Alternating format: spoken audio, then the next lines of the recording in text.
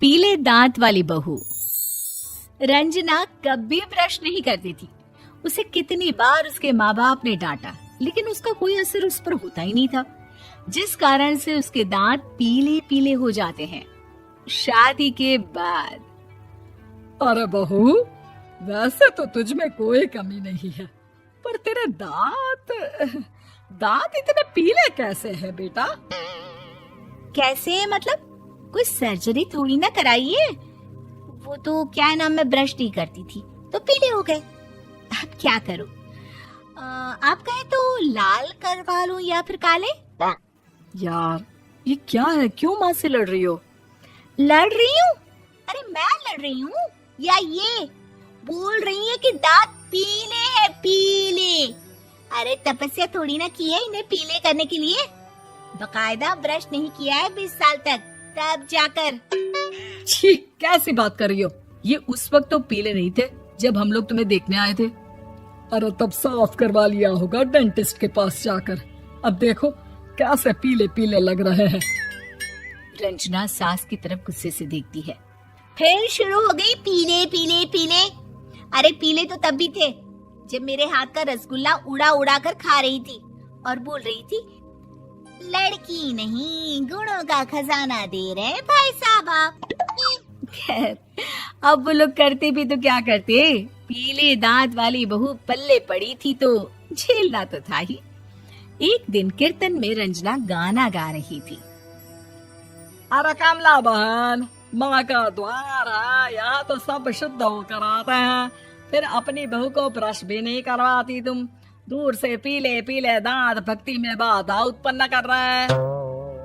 अरे कोई 2 साल के बच्ची थोड़ी ना लेकर आई हूँ मैं बहू बनाकर। अच्छी खासी लड़की है, अरे कैसे करवाऊं ब्रश? ये तो उसे खुद करना चाहिए ना। अब माँ बाप तो इसके जैसे तैसे निपटा दिए, ये नहीं सोचा कि सास कैसे संभालेगी। सास बहू को लेकर घर आ जाती है, लेकिन सोच लेती है कि अब इसे लेकर कहीं नहीं जाएगी। अगले रोज बहू कहती है, अरे क्या हो गया, मंदिर नहीं जाना क्या? कीर्तन का वक्त हो रहा है। मेरी मधुर वाणी से कान्हा जी जागते हैं और सोते हैं। आप तो जानती है ना उनकी भक्ति में कितना मन लगता है मेरा।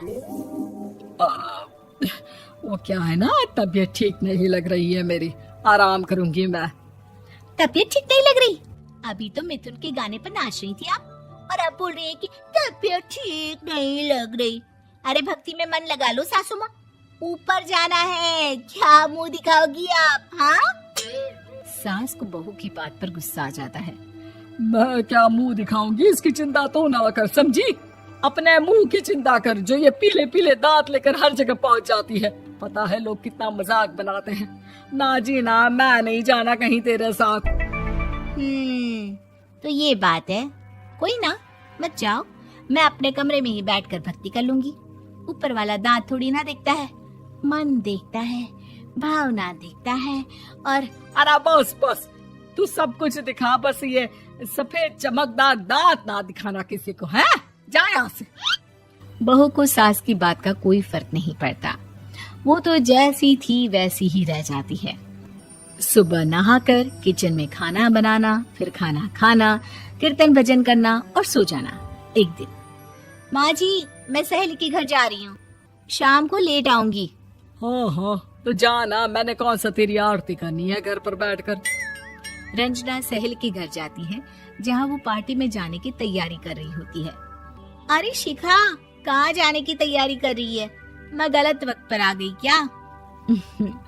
अरे नहीं यार, उल्टा सही वक्त पर आ गया। मैंने ये साड़ी और ज्वेलरी निकाली है यार, शाम को इनके ऑफिस की एक पार्टी में जाना है। बताना कैसा लग रहा है ये सब? नहीं यार, इस ड्रेस के साथ तो वो वाली ज्वेलरी अच्छी लगेगी। हाँ हाँ सही बोल रही है, मैंने ध्यान ही नहीं दिया। वैसे तो हमेशा से मस्त फैशन सेंस रखती है। तो बड़ा जाती होगी ना पति के साथ पार्टी में। रंजना कुछ नहीं बोलती, बस सोचती है कि यार काश ये बात सही हो जाती। पर मैं क्यों नहीं जाती पार्टी में? क्या इन लोगों की कोई पार्टी होती नहीं होगी? रंजना घर आती है और रात में पति से सवाल करती है, एक बात बताइए, आप मुझे किसी पार्टी में क्यों नहीं ले जाते? क्या आपकी यहाँ ऑफिस में पार्टी नहीं होती? पति बेचारा क्या कहता कि दांत पीले हैं तुम्हारे इसलिए। अरे कोई पार्टी होती नहीं हम लोगों के ऑफिस में, तो कहाँ से लेकर जाऊं? और मार्केट, मॉल, कहीं वीकेंड घूमना, कहीं तो। अरे यार, सारे हफ्ते में एक छुट्टी मिलती है, तो सोचता हूँ कि आराम ही कर लूं। क्यों? रंजना मन मार के रह जाती है। पहले कभी सास के साथ मंदिर जाया करती थी, लेकिन वो भी सास ने ले जाना बंद कर दिया। घर बैठी बैठी रंजना बोर हो जाती है। तभी उसे आइडिया आता है और वो मायके जाने का सोचती है। सासू माँ, 2 दिनों के लिए मम्मी के घर जा रही हूँ।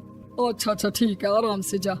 और हाँ, माँ से कुछ अच्छी आदत सीख कर आना कि कैसे शरीर के हर भाग की तरह दांतों की सफाई भी जरूरी होती है, समझी? शुरू हो गई ना आप। वो लोग आपकी तरह नहीं है कि छोटी छोटी बात का बतंगड़ बना दे। उन लोगों के लिए मैं मायने रखती हूँ, ना कि मेरे पीले पीले दांत।